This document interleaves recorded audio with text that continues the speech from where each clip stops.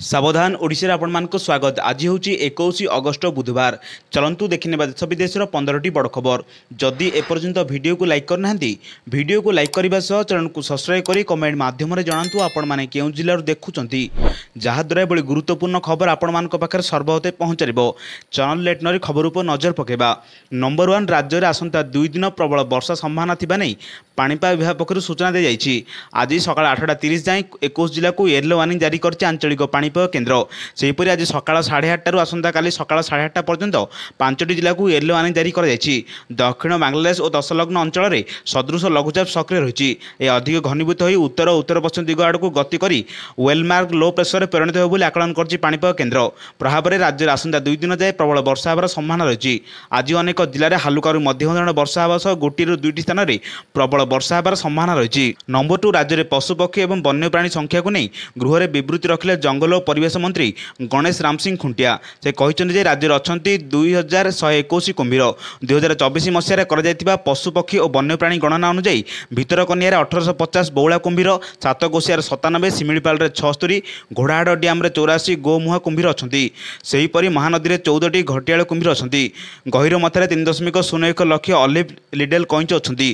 ऋषुकुल्या नदी मुहाण में वर्तमान सुधा गण अंडादान होना। चिलिका सह समस्त सामुद्रिक अंचल में 743 डल्फिन अच्छा। नंबर 3 विधानसभा द्वितीय पर्याय अधिवेशन आरंभ में हट्टगोल। 11:41 जाए गृह मुलतवी घोषणा कले बाचस्पति। छात्र संसद निर्वाचन प्रसंग में कांग्रेस सदस्य माने बाचस्पति पोडियम निकटक आसी प्रतिवाद करथिले। कले निर्वाचन दाबी कर स्लोगान देवा सह होहल्ला मध्य करथिले। सेपटे राज्यपाल पुओं उपर कार्यानुष्ठान और नवीन पट्टनायक गिरफ्तारी शब्द को हटाइवाई निजे सीट्रे ठिया होई विरोधी दल मुख्य सचेतक प्रमिला मल्लिक दाबी करथिले, जहाँफल बाचस्पति गृह मुलतवी घोषणा करथिले। सूचना अनुसार मंगलवार विधानसभा द्वितीय पर्याय अधिवेशन आरंभ होइछि। मुख्यमंत्री मोहन माझी गृह में शोक प्रस्ताव आगत करिसेंति। नंबर 4 आसंता 23 तारिख में रत्नभंडार थिबा खाली आलमारी स्थानांतर हेबो। बाहर और भीतर रत्नभंडार थिबा खाली आलमीरा स्थानांतर हेबो। 23 तारिख दिन सिंधुको आलमीरा स्थानांतर करा सह श्रीमंदिर परिसर नीलाद्रि विहार म्यूजियम निकट में रखा। सिंधुको आलमीरा स्थानांतरण प्रक्रिया पई विशेष नीति निर्घंट प्रस्तुत कर 23 तारिख दिन गोटाए ठारू स्थानांतरण शेष पर्यंत साधारण दर्शन बंद रहिबो। जुलाई 14 और 18 रत्नभंडार अलंकार स्थानांतर हो जाइछि। सूचनायोग्य श्रीमंदिर भितर रत्नभंडार थिबा खाली आलमीरा को कढ़ा जाई अन्यत्र स्थानांतर करा जिवो। जुलाई 29 सोमवार रे रत्नभंडार तदारक कमिटी बैठक में निष्पत्ति होइतिला। नंबर 5 एबे ऊपर मुह हेलानी पियाज। दिने 2 दिन भितर पियाज दर किलो प्रति बढ़िलानी 10 टंका। एबे मार्केट रे किलो प्रति पियाज 50 टंका बिक्री होउछि। फल रे ग्राहकक मुंडरे चढ़क पड़िलानी। एबे परिबा रेट रे हाथ मारी होनुथिया बेले आलू पियाज रेट भी आकाश छुआ होइछि। नंबर 6 आज आरंभ होइछि विधानसभा द्वितीय पर्याय बजेट अधिवेशन। यह सेप्टेम्बर 13 तारिख पर्यंत चलिबो। मंगलवार अधिवेशन रे प्रथम दिन में राज्य सरकार को घेरिबा को उभय विरोधी बीजेडी कांग्रेस रणनीति प्रस्तुत करिसेंति। खासकर राज्य में बढ़ी चलथिबा आलू संकट नहीं सरकार को घेरिबो विरोधी दल बीजेडी पक्षरु एने मुलतवी प्रस्ताव दिया जाइछि। आलू प्रसंग में गृह आलोचना करने पे बीजेडी प्रस्ताव देछि। सेहीपरि विधायकों प्रशिक्षण शिविर को बीजेडी नेता आक्रमण करने और अत्यावश्यक मूल्य को वृद्धि कर बीजेडी करथिबा बेले कांग्रेस सुभद्रा योजना को प्रसंग कर संभावना रही। नंबर 7 उत्तर प्रदेश में प्रसिद्ध सुहेलदेव भारत समाज पार्टी जातीय स्तर में निजर उपस्थिति बढ़ाइबा आरंभ कर सुहेलदेव भारतीय समाज पार्टी 13टी राज्य में संगठन अच्छी किंतु वर्तमान प्रथम थर पर महाराष्ट्र मुंबई में उत्तर प्रदेश बाहर दल निजर जातीय सम्मेलन आयोजित करने को जाउछि। ए सम्मेलन 21 और 22 अगस्त अनुष्ठित हेबो। एथिरे 13टी राज्यर अधिकारी माने अंशग्रहण करने को जाउछन्ति। एही सम्मेलन में महाराष्ट्र विभिन्न जाति संगठन प्रतिनिधि सह आलोचना हेबो। उत्तर प्रदेश बाहर सुहेलदेव भारत समाज पार्टी हेउछि प्राथमिक सम्मेलन। 2002 रे गठित दल वर्तमान पर्यंत लखनऊ, वाराणसी, माओ, बालिया समेत उत्तर प्रदेश में विभिन्न जिलार अधिवेशन कर आसुछि। नंबर 8 विजु पट्टनायक अंतर्राष्ट्रीय विमान बंदर में पूर्णांग रूप नेबाकू जाउछि पाणीपाग निरीक्षण व्यवस्था। नवनिर्मित एटीसी टावर एथिपाई प्रस्तुत आरंभ होइछि। आंचलिक पाणीपाग विज्ञान केन्द्र पक्षर टावर रे वेदर ऑब्जर्वेटरी स्थापन पर प्राथमिक प्रक्रिया आरंभ होइछि। आसन्ता मास सुधा यह पूर्णांग कार्यक्रम हेबो बोली जଣାपड़िछि। संप्रति एठारू एटीसी कर्मचारी को पाणीपाग संपर्कित सूचना प्रदान कर द्वारा विमान हेलिकप्टर आज अवतरण पर आसवा पूर्व एठाकर पाणीपाग संपर्क में सठिक आगुआ सूचना मिलिबो। सही अनुसार विमान उड़ाण परिचालना कर अଯଥାରେ विमान को अन्य सहर को उड़ाण परिवर्तन करने को पड़ो नहीं। नंबर 9 जम्मू काश्मीर में मंगलवार दिन सकाଳେ लगातार गोटे पर गोटे 2टी भूमिकंप अनुभूत होइछि। बारबुला और कुपवार रे भूमिकंप झटका होइछि। टिकर स्केल यार तीव्रता 4.9 और 4.8 रही है। एने जातीय भूकंप विज्ञान केन्द्र पक्ष सूचना दी जाइए। भूकंप अनुभव समय लोक मध्य आतंक खेली जाता। लोके घर बाहर को बाहरी आसते हेले बर्तमान सुधा कौन से क्षयक्षति संपर्क में सूचना मिल पारे नहीं। एने सरकार पक्षर परिस्थिति उपर नजर रखा जाइए। नंबर 10 जंगल में गतकाली विद्युत तार आघात मृत्यु घटी रामू हाथी कलंक को वैज्ञानिक पद्धति संरक्षण कर भरतपुर जंगल भितर रामू हाथीर विद्युत तार संस्पर्श आसी मृत्यु खबर समस्त को मर्माहत करथिला। अनेक राज्यवासी ଏହି ଖବରକୁ ସହଜରେ ଗ୍ରହଣ କରିପାରୁନାହାନ୍ତି।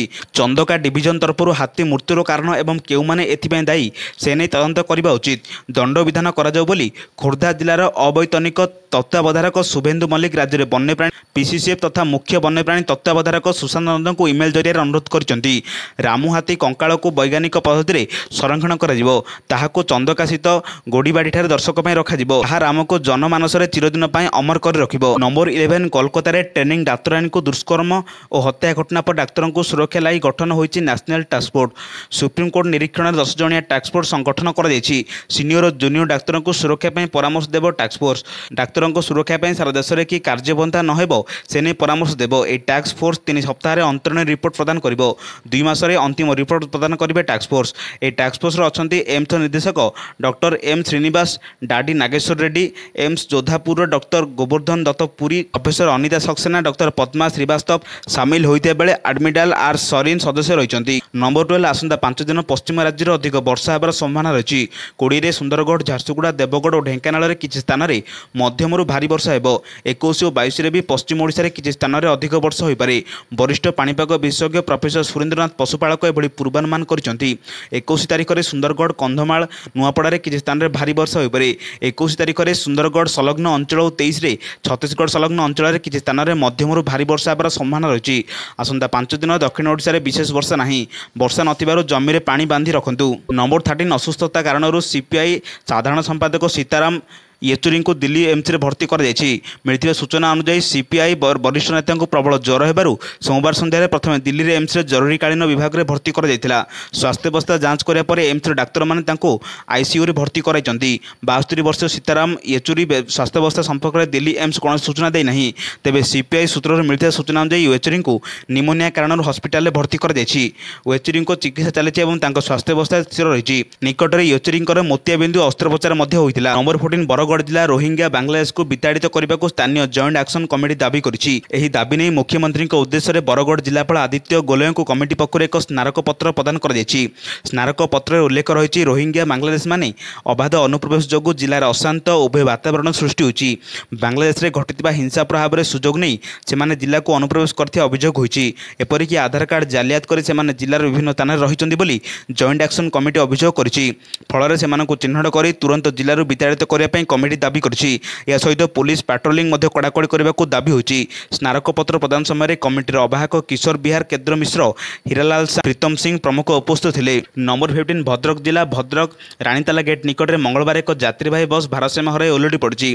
फल बस रे 20 ऊर्ध्व यात्री गुरुतर आहत होता जमापड़ी। मिलती सूचना मुताबक उदलारू रघुनाथ नामक एक घरोई बस यात्री भद्रक आसुला हेले रानीतला गेट निकट में बस भारसाम्य हराई रास्ता पार्श्व को ओलटी पड़ा। फल बस रे 20 ऊर्ध्व यात्री आहत होती।